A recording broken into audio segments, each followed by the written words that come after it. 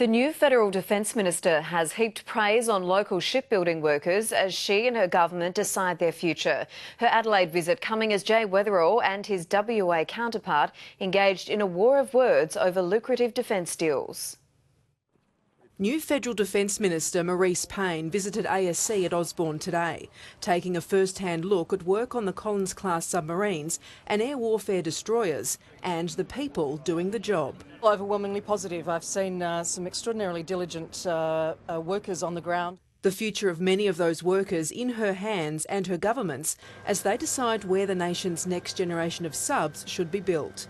The $50 billion build will involve an overseas operation with bids from Japan, France and Germany, and the threat of construction offshore seems to have subsided. I think the government's worked out that unless the submarines are built in South Australia, they face an electoral bloodbath.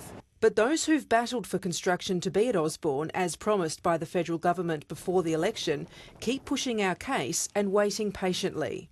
As long as the right decision is taken, we're content to wait.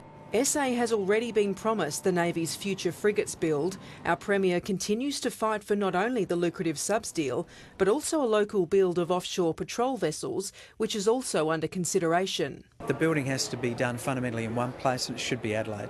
However, there's competition from Western Australia, and yesterday it got a little personal. Jay's a bit of a deal. Jay ought to get out of Adelaide occasionally.